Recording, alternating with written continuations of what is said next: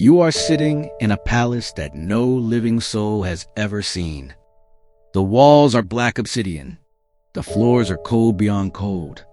Not the cold of winter, but the cold of absence. The smell here is iron and ash, burnt offerings that reach you only as faint echoes, the scraps of devotion that were meant for someone else.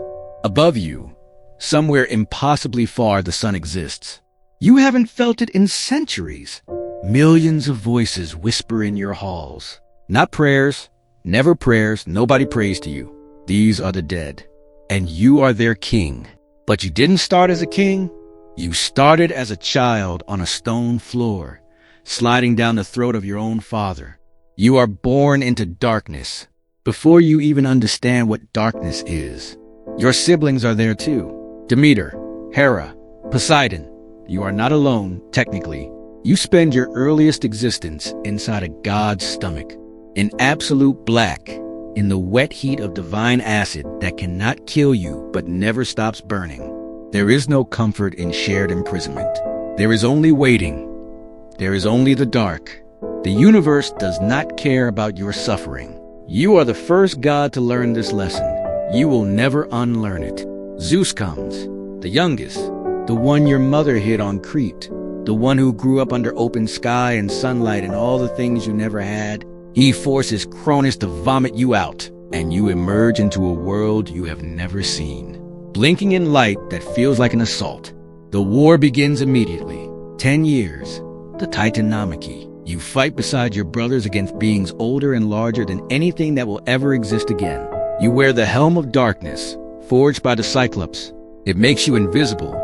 It makes you a ghost even among gods. Zeus draws the sky. Poseidon draws the sea. You reach in last, or perhaps they let you reach in last, and you draw the underworld. Look at their faces in that moment. There is relief there. There is guilt there too, briefly, before they look away. You are given the one kingdom none of them wanted. You accept it without a word. You descend, and you do not come back up. You organize it. You build Elysium for the heroes, Tartarus for the damned, the Asphodel Meadows for the ordinary countless dead. Just human, just gone. You create justice down here. Real justice. Impartial, cold, absolute. Just the weight of a life measured honestly. No Zeus sleeping with someone's mother and deciding that makes their soul worth more. Not one of them will arrive grateful. They all arrive afraid. Your brothers are busy up there, catching the worship of every farmer who wants rain and every sailor who wants calm seas. You get used to it. That is perhaps the saddest thing. Every time a mortal dies, and they die constantly, you feel it the way you'd feel. A stone dropped into still water, a ripple, then another, then 10,000 simultaneously. During a plague, during a war, the Persian Wars send you so many souls in so few years that the whisper in your halls becomes a roar. You sit on your ebony throne, and the sound is everywhere. You cannot turn it off. You cannot leave. The smell of burnt offerings from above reaches you occasionally. The copper sweetness of blood on altars meant for Zeus. What reaches you is the cold residue. You eat the leftovers of devotion. You have done this forever. You will do this forever. Persephone. You see her in a field. She is laughing, genuinely laughing. The kind of laugh that has never once been performed. Light moves around her the way it has never moved around anything in your kingdom. You feel something you have no name for because you have never felt it before. You want to be near it, near her. What you do next is wrong. You know that now. Opened the earth, took her, brought her below, because loneliness long enough warps even divine judgment. The world above goes cold. Demeter's grief kills the crops. Zeus intervenes. The compromise is negotiated. 6 months above, 6 months below. A calendar built from a mother's suffering and a husband's need. She becomes your queen. She becomes genuinely formidable, more feared than you in some ways. You are grateful. You are also aware that gratitude and love are not the same thing. The Olympians meet. They always meet without you, or they invite you formally, the way you'd invite someone you were slightly afraid of. You sit at the edge of the gathering and watch Zeus perform confidence, and Poseidon perform anger, and Hera perform control. They have worshippers shaping their identities daily. They become what they are told they are. They believe their own narratives. You have no such mirror. You have only the dead, and the dead tell you nothing. You are the only God who knows exactly who he is. And that is a loneliness no power can touch. They come, the heroes. Heracles storms your halls and shoots you with an arrow. An arrow. You are a god of death, and a hero puts an arrow in you and then continues walking. You heal. Gods always heal. But the insult lingers longer than the wound. Orpheus walks in with a lyre and plays music so devastating that you weep. You, who have not wept since the inside of your father's stomach.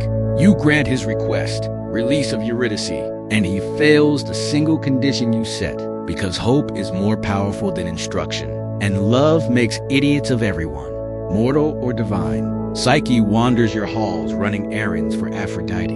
Odysseus comes to consult your dead. They all treat your kingdom like a library they can visit. None of them consider that it is your home, that they are walking through your walls, past your dead. Tracking the mud of the living into a place that asks only for stillness. You let them, because the alternative is caring, and caring costs more than you can afford. The world changes. New philosophies rise. The Romans rename you Pluto, give you a slightly warmer reputation, a god of wealth now, of the riches beneath the earth. You watch your own mythology get edited. People who need you to be less frightening, who need death to have a silver lining. Then their empire falls too, and new gods rise, a single god, then others, and the temples go quiet. The burnt offerings stop. The myths become literature, become metaphor, become bedtime stories. Above you, Zeus grows dimmer. Poseidon weakens. Even Athena, brilliant, calculated Athene, becomes an icon on a museum wall. But the dead keep coming. They always keep coming. You are the one God who can never truly fade, because your function is the one function the universe cannot retire. And you sit in your obsidian palace in the dark. No one worships you. You are still here. And now, right now, somewhere in the cosmos, something new is stirring. A new mythology. Mortals are building in the dark, the way mortals always build things, unconsciously, desperately, out of need. A new god is forming, young, unformed, looking at you the way you once looked at the Titans, with that mixture of awe and hunger and the absolute certainty that things will be different this time. They won't be. Power is a throne. Every throne is a prison. Every prison eventually becomes a kingdom of the dead. You know this better than anyone. You knew it before you had words for it, burning slowly in your father's stomach, waiting for a liberation that would trade one darkness for another. The cup will be cold, the throne will be cold, and the dead, the endless, patient, indifferent dead, will keep arriving at your gate. Some inheritances are never chosen. They're just inescapable.